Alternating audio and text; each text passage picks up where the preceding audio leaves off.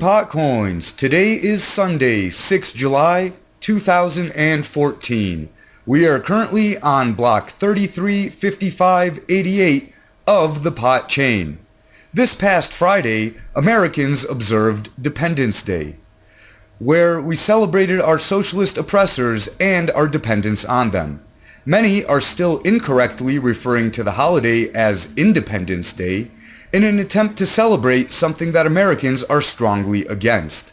There is no market demand for independence. We don't have independence because we don't want it. We get what we want. We wanted to smoke pot, and we did, even while it's still illegal in most places. Since there was a demand, it was met. But instead of independence, the majority of Americans have created a demand for dependence on the government with socialist programs like Social Security, socialized healthcare, welfare, public schools, and many others. People don't want the responsibility of taking care of themselves. Instead, they want the government to provide everything for them, all at the expense of future generations. Any American currently paying any taxes on anything is paying off debts from before they were born. And apparently, that's the way that we want it. This bleak trend is slowly beginning to change.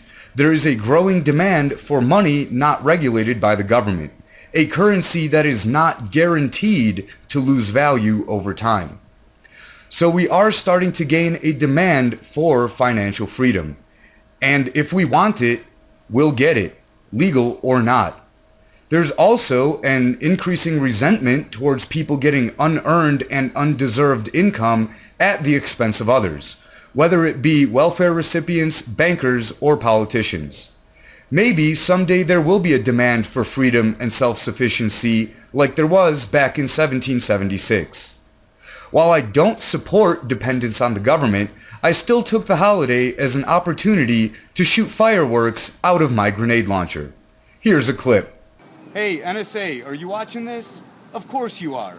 Say hello to my little friend.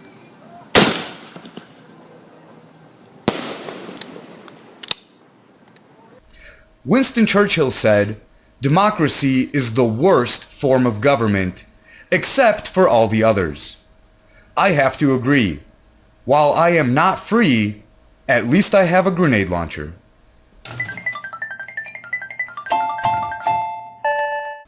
The Android wallet has been updated. I, unfortunately, do not have an Android device, so I was not able to play with the new wallet. But from the screenshots, it looks much better than the previous version, and now it gives the option to display amounts in POT or USD. Other than that, it looks like PotCoin took a break for the holiday, and I don't have anything else to report at this time. I'm sure there'll be much more news to come by next week.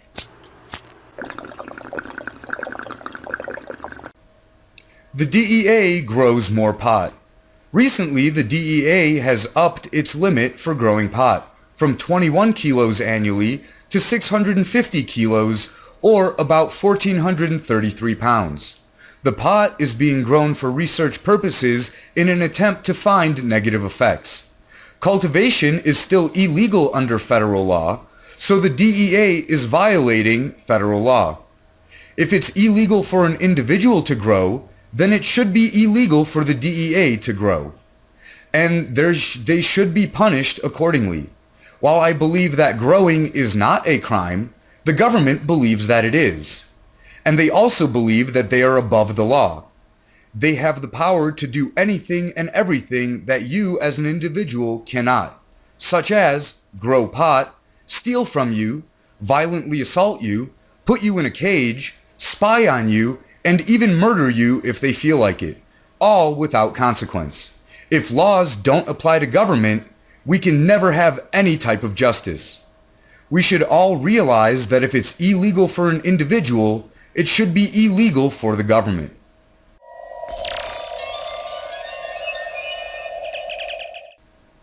Overstock gives incentives to suppliers accepting Bitcoin. This is a huge move from the online retailer that was previously criticized for instantly converting Bitcoins to fiat.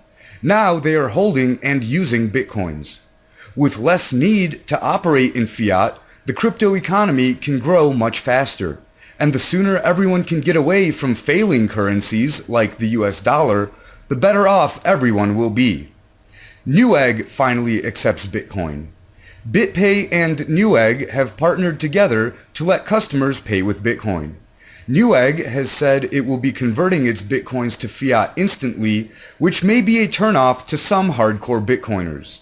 But just like with Overstock, they will likely and quickly realize that converting to fiat is counterproductive, and will hopefully get some of its suppliers to accept Bitcoins, which will further the growth of the crypto economy.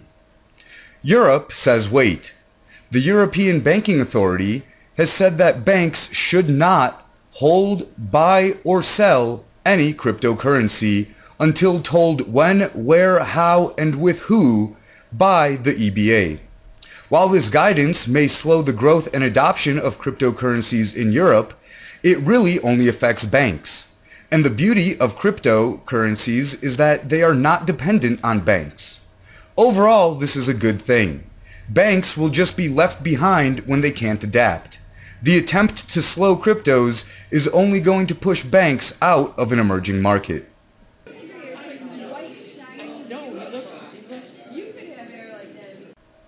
This week's Business of the Week does not accept PotCoin or any other currency. It's Marc Emery Direct Seeds, and they're out of business and have been since 2005. Marc Emery was one of the world's largest seed distributors until the US DEA decided that they didn't like his political views. Marc used the majority of his profits to support legalization movements, and despite paying almost $600,000 in taxes from 1999 to 2005 to the Canadian government, his weak and spineless government did nothing to protect him from the oppressive and corrupt US government. Instead, they served him up on a silver platter to the US, where he was put in a cage. Marc has been in that cage since September of 2010. And tomorrow, Monday, 7 July, he is eligible for early release. The Prince of Pot, as he's been called, is responsible for Cannabis Culture Magazine, the Freedom Party of Ontario, the Marijuana Party of Canada, and the BC Marijuana Party. Given his activism in the past, it seems likely that he will continue his efforts to legalize pot. But where can he go from here? Obviously, he's not welcome in the US. And considering his Canadian government betrayed him, I would understand not wanting to go back there either. Maybe he can try Europe next, or possibly South America. Wherever he ends up, I hope that he gets into PotCoin. I believe he can bring PotCoin into the legalization movement better than anyone else at this time. So hopefully he does get an early release from his unjust prison sentence for a victimless crime imposed on him by Team America World Police. For more info, check the links below. That's all for this edition of Mad PotCoins. Smoke 'em if you got 'em.